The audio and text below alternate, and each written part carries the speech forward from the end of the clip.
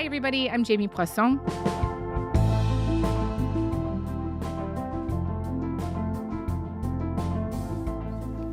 Now, to say that this is the worst time to begin testing the bonds that hold this country together is a significant understatement. This is BC Premier David Eby, speaking from Kananaskis, Alberta, where Western premiers were gathered this week. Now, at the end of the day, this meeting is supposed to be about things like internal trade barriers, national defense strategy, economic corridors. I mean, these topics seem at best confusing, if not totally awkward, in light of the referendum question that Premier Smith has put forward. Eby is, of course, talking about the referendum question on independence that Alberta Premier Danielle Smith announced she'll put forward this fall. Well, it's not so much a referendum on independence as a referendum on whether to have a referendum. I'm joined today by two of my colleagues to walk me through the fallout, what this could mean for the country, for Albertans, and for Smith herself. Kathleen Petty is the host of the CBC podcast West of Centre, and Jason Markusoff is a writer and producer who covers Alberta politics. They are both great friends of the show. Thank you for being with me today. Hey there, Jamie. Hi again, Jamie. Okay, so we are recording this late Tuesday afternoon. The Western Premiers meeting is wrapping up, and while it was supposed to be about economic corridors and trade, of course, the issue of separatism in Alberta has been hanging over it. We just listened to the Western Premiers, Scott Moe of Saskatchewan, Wab Kinew of Manitoba, BC's David Eby taking questions from reporters. And Jason, how are these guys reacting to the fact that one of their neighbors is holding this vote that could lead to them potentially leaving the country? Well, in general terms, it's sort of like it just kind of puts everything up into question. I mean, you can't really, plan your next summer's family trip if somebody might not be in the family going forward. Things are really fraught. Now, I'll take Scott Moe a bit separately, but Manitoba Premier Wab Kinew and BC Premier David Eby are both quite critical of this referendum. They are wishing it did not happen. They are, proud patriots. I think that this referendum question is a reckless decision to test the bonds of the country at a time when we need to stick together. When we were leaving Calgary, we stopped at A&W, and there was an older woman who was working there, and she stopped me as she was handing me the brown paper bag, and she goes, "Wap, tell our premier we don't want to separate from Canada." So I'm passing that message on to you, Danielle, and saying on behalf of the rest of Canada, we're with that lady from A&W.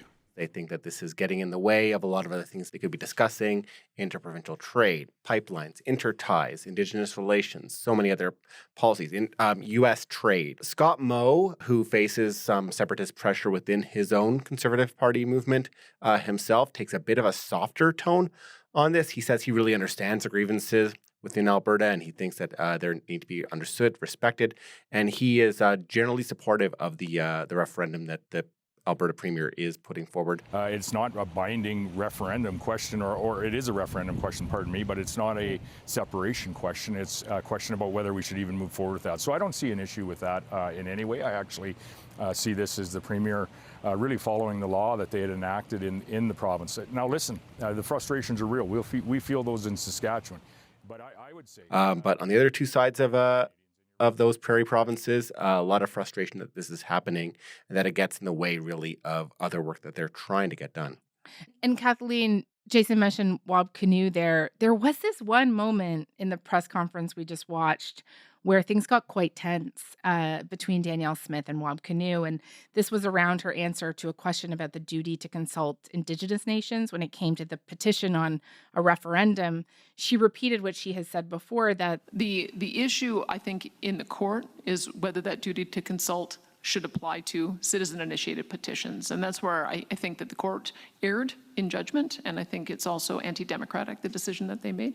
But we'll make the arguments in court about what the limits to duty to consult ought to be, and we'll see how that conversation goes. There's a couple of rounds that we have to go through, obviously, to Court of Appeal, probably also to the Supreme Court of Canada. But we want to make sure that we have a very clear understanding of what the duty to consult really means and what it doesn't mean. And I think at the moment there's a lack of clarity on that. And Wab Kinew came in and said... And you've talked a lot about... Sorry, I'd like to respond. So I think we know that is not correct, a lot of what you just said there, Premier Smith. And just what was your reaction to that exchange? Well, it was so interesting, Jamie, because at the beginning of the news conference, Wab Kinew was kind of doing the old soft shoe. He was actually being pretty gentle about things and seeming like he was trying to avoid any direct confrontation. But in that moment, he started to tap dance, and I would say on Danielle Smith's head, because when she sort of responded with her argument that it was anti-democratic, he just jumped in. No one asked him to jump in. He chose to. And wow, and he made the point of saying, look. And we spoke about this, so I don't mind repeating this. It is not up to the petition gatherers to fulfill the duty to consult. It is up to you as the Alberta government to fulfill the duty to consult. And in this case, when there's clearly going to be an impact on well-established existing hunting and fishing rights by putting up an international border, if some would have their way, the judge ruled, and I would agree with the judge's ruling, that is going to infringe on rights.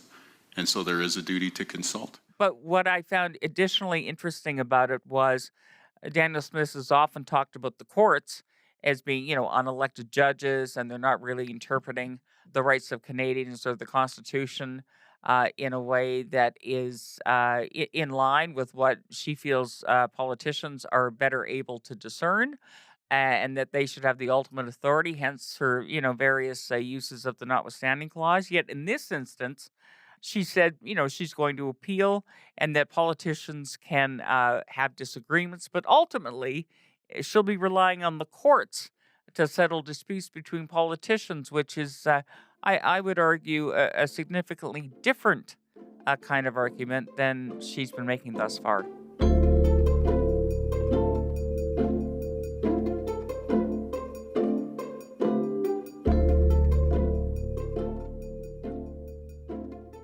Let's talk now more about this separatism question that's going to a ballot in October. As I mentioned in the intro, this is not a straightforward question about whether Alberta should leave Canada. It is a question about whether Alberta should have a referendum on whether to leave Canada. I will be requesting our government add an additional question to the October 19th referendum vote announced previously. That question: should Alberta remain a province of Canada, or should the government of Alberta hold a binding provincial referendum on whether or not Alberta should separate from Canada? This question will also ensure the 700,000 signatories to both the Forever Canada petition and the Stay Free Alberta petition are respected, and the will of Albertans is heard.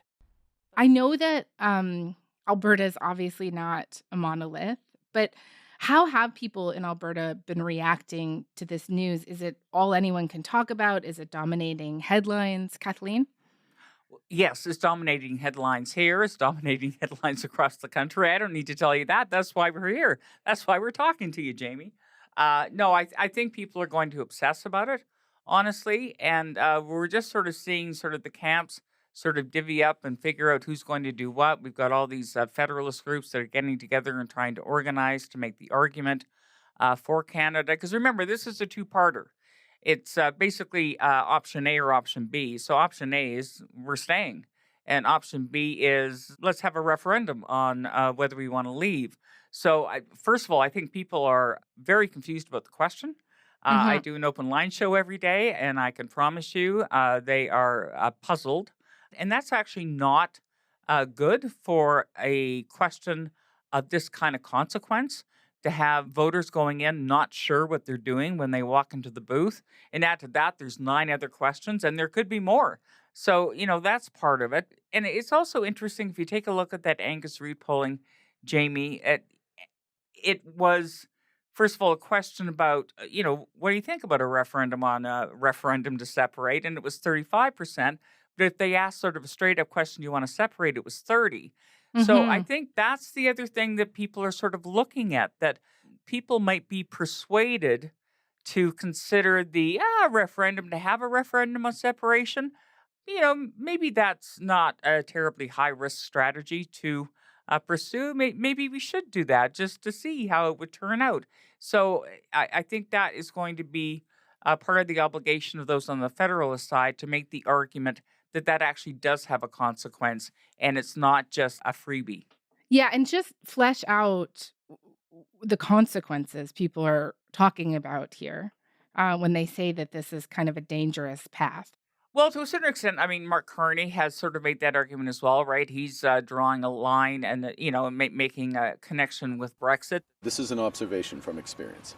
In these separation issues, it is often advanced that vote for this and it's a free option. Vote for this and we will strengthen our hand in a future negotiation. That is a very dangerous bluff. That is a very dangerous bluff.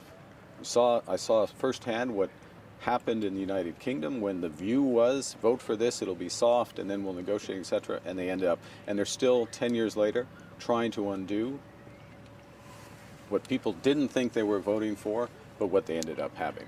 We often hear about that knife at the throat strategy as it related to the Quebec referendum. So all of that is in play. And even David Eby has commented about that. Cannot have bad behavior decide who gets engaged with by the federal government. We need to hold this country together. We need to fight for this country every single chance we get. We need to stand up for Canada.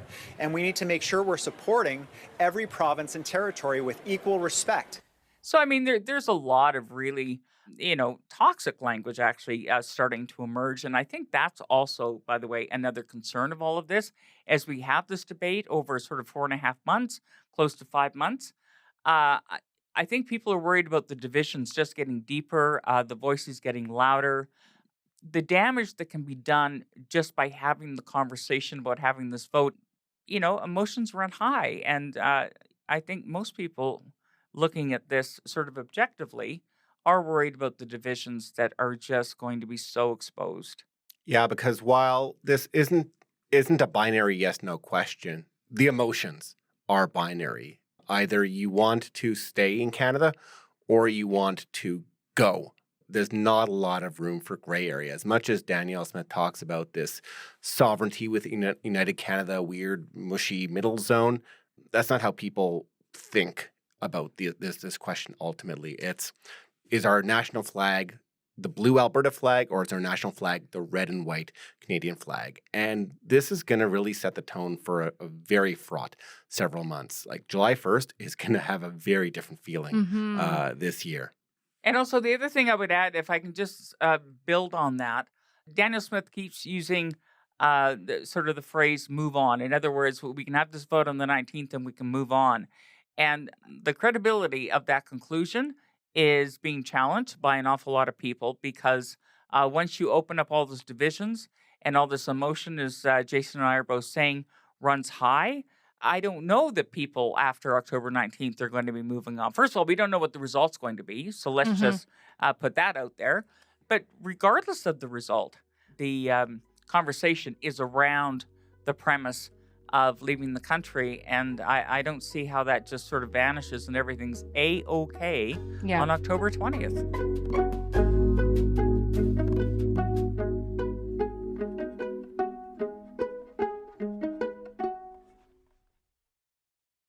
As we just talked about, a judge had halted this petition that was calling for a clear referendum question.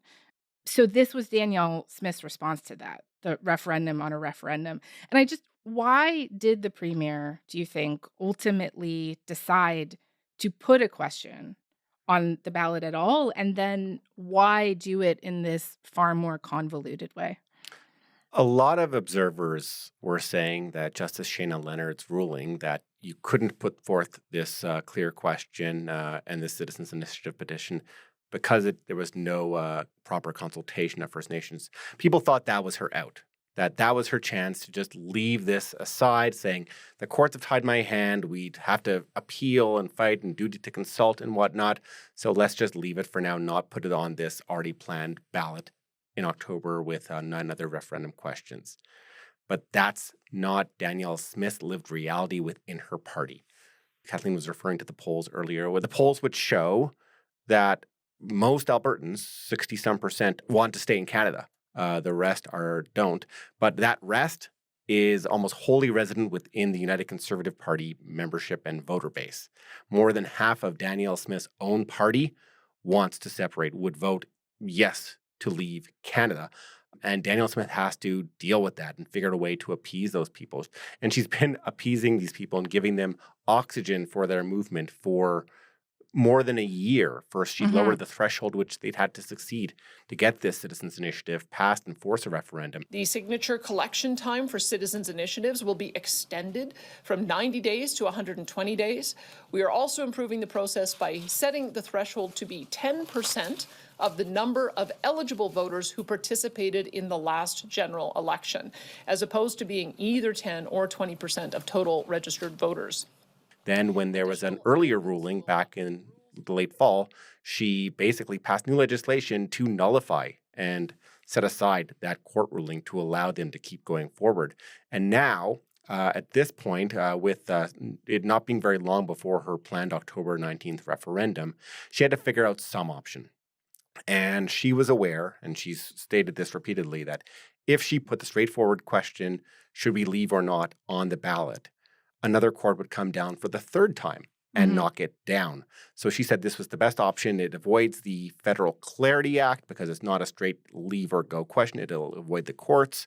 And if it gives us a positive, or I guess a negative response that Alberta voters indeed do want to work toward separating from Canada, then it would set in motion a legal process. Now, what that legal process exactly would look like, she's not clear on. When it would lead to a referendum vote, she's not clear on. There are appeals that will be going forward on the earlier ruling.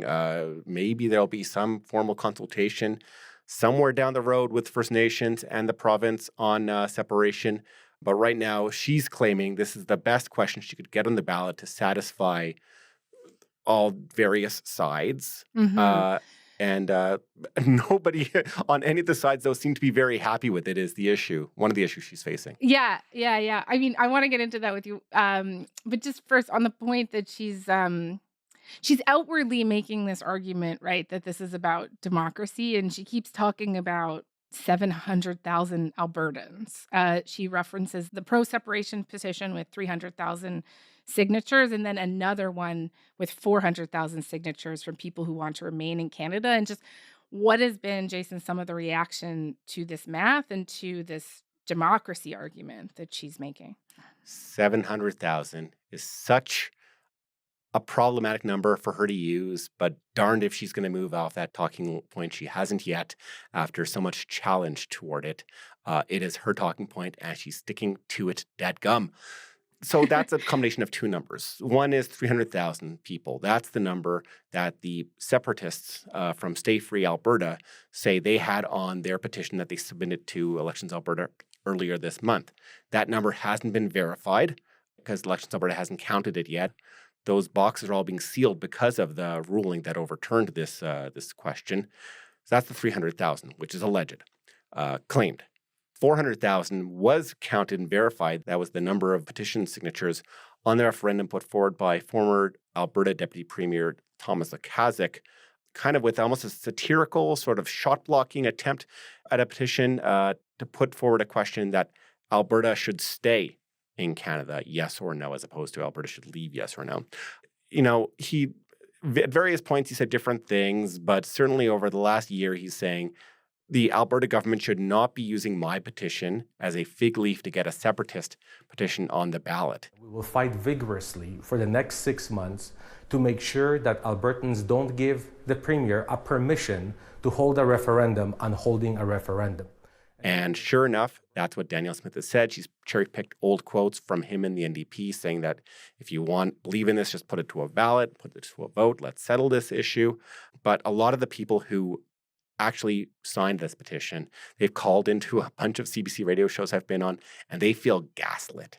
They feel totally robbed of their of the intent of what they were doing. They feel like their signatures are being manipulated and abused by Danielle Smith, who just is working on putting these forward on a sort of separatist referendum to appease the separatists within the United Conservative base. I do think it's important to clarify, though, because there's been a lot of sort of back and forth about what Thomas Lukaszuk intended. If you take a look at the application, he did check off legislative or policy question. And once you check that off, then it's ultimately up to the legislature to decide whether it ends up being a vote in the legislature or it ends up being a referendum, right? They decide. But at the bottom, he indicated that he wanted a referendum. He also said that on the application, that it was a referendum question. And therein lies the confusion around this, because when he first came forward with this, the legislation, remember, it's been amended a few times. The legislation at the time was you could not have two questions that were the same. And so he thought if he could get his question approved, then the separatists wouldn't be able to have their question, right? It basically stopped them in their tracks. Then that provision was taken out of the legislation, and you could have two questions on the same topic. And so, seeing what they were going to do, he wanted MLAs to basically declare themselves, whether they're separatists or not. And I think it's fair to say also that a lot of the people who did sign wanted this to be a vote among MLAs. I mean, that was what they wanted. And they've been very explicit about that. But that is what Smith keeps pointing to. If you take a look at the actual application that he put forward, a legislative or policy question can still be a referendum question. Even some people who oppose separatism quite fiercely, like former Premier Jason Kenney, have been quite critical of Thomas Lukaszuk for basically creating a buffet of different opinions on what he was doing and offering one possible route for Danielle Smith to go ahead and use for the referendum. I will point out, though, that up until the separatist petition was blocked in courts, the UCP was never seemed very much in favor of doing anything with the Forever Canadian. Yeah, they fell petition. in love later. Yeah, this was a very late breaking position of theirs that seemed quite convenient. Yeah.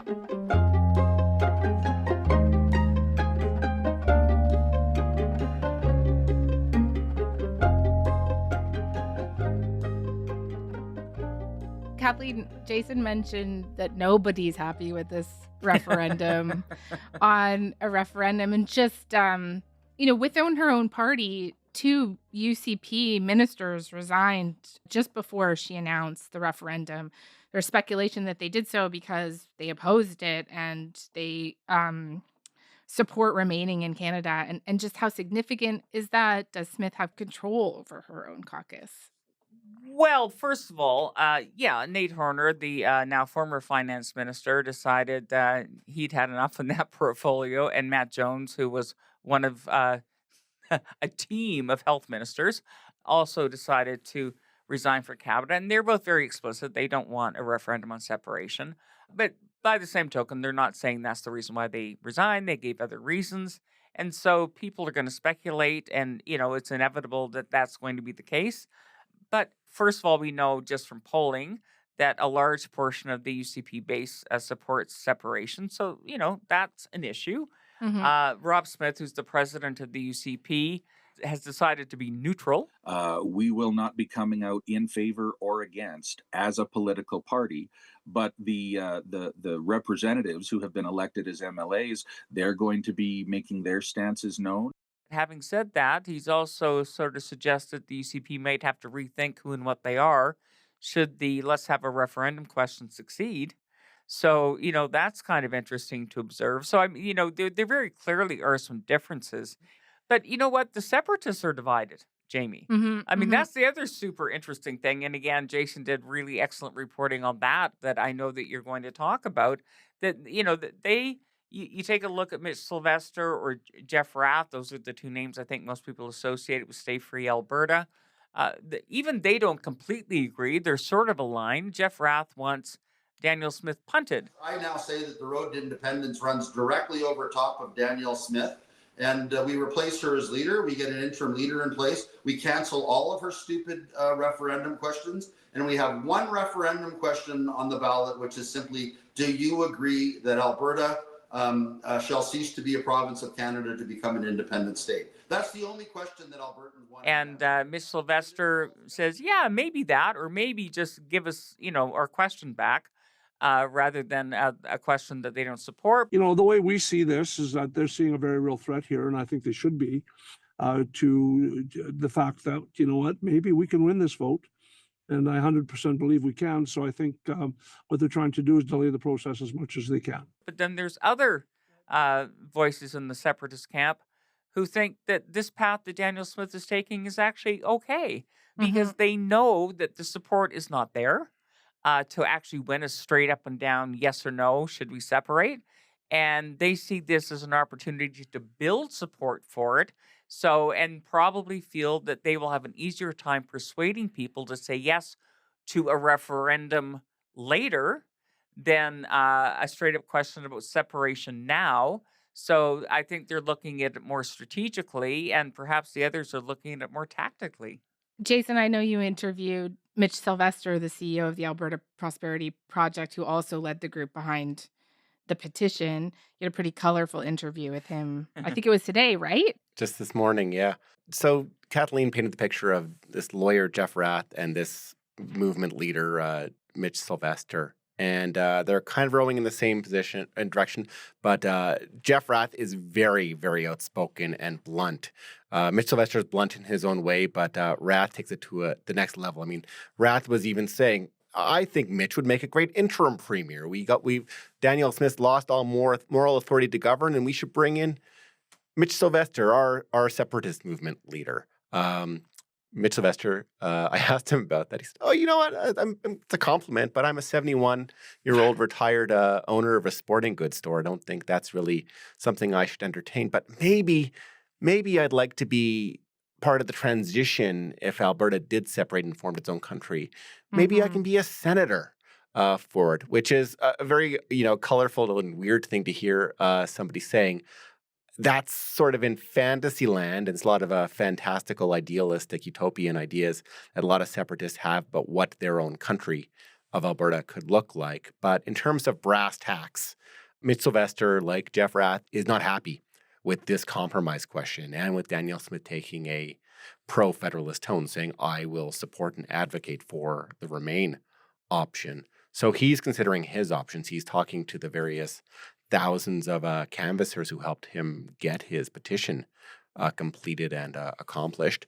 And he's thinking there are a couple options. One is to force a special meeting of the UCP to review Danielle Smith's leadership, potentially putting her out. That's the same thing that activist members who were against Jason Kenney did in 2022 to basically push him out.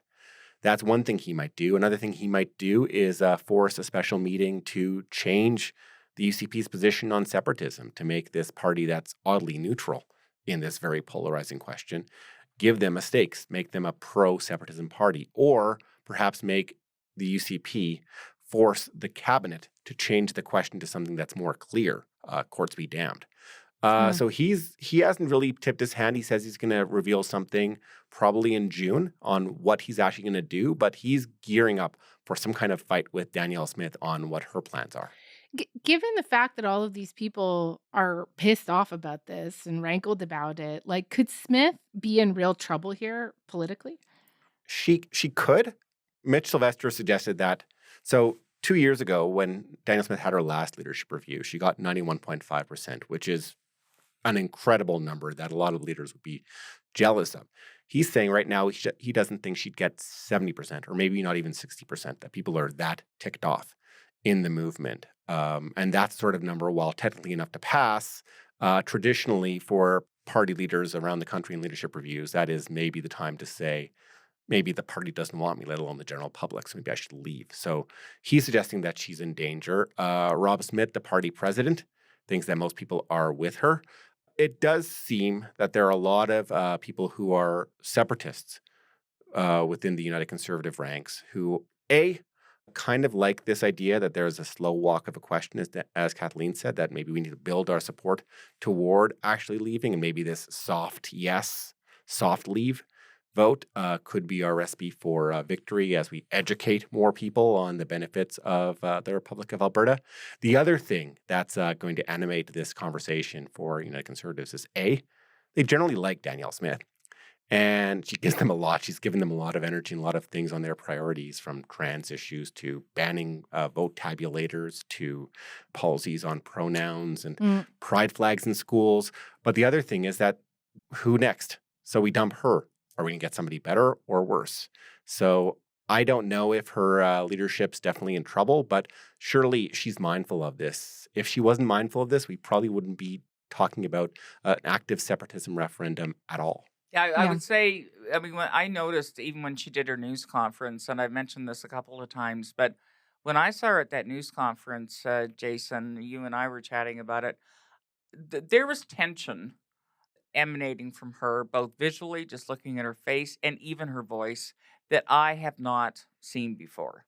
I mean, you can tell. I mean, no doubt she's feeling pressure all the time. I have no doubt about that. I don't think that's new. But she's one of the best communicators, political communicators in the country. And usually she can mask that pretty well, but you could see it, right? You could see and feel that the tension and the stress that she's under in a way that I had not seen before. And it's going to be interesting just to watch over the next number of months, sort of, the extent to which she sort of shows that she's feeling it. Because this is the first time, really, that Danielle Smith has visibly let down the activist grassroots of her party. And she's been operating all these years knowing what can happen to a UCP leader when you disappoint their activist grassroots. Yeah. Also, very high-stakes stuff to be Well, it so is. directly involved in the future of the country.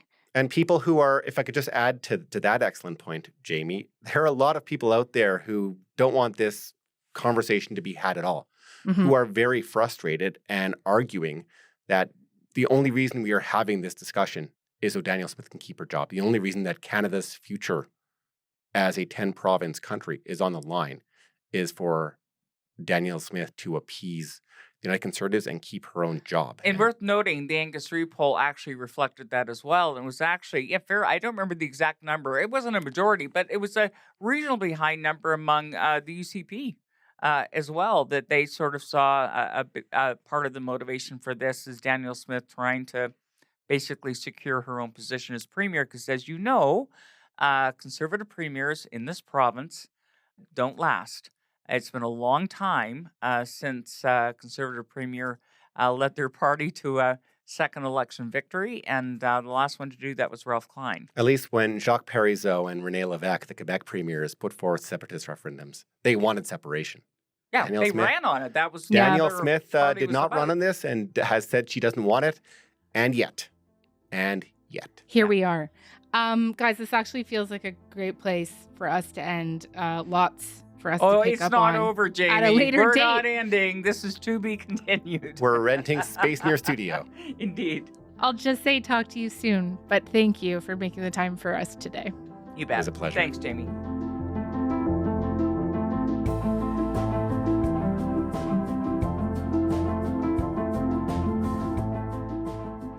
All right, that is all for today. I'm Jamie Poisson. Thanks so much for listening. Talk to you tomorrow.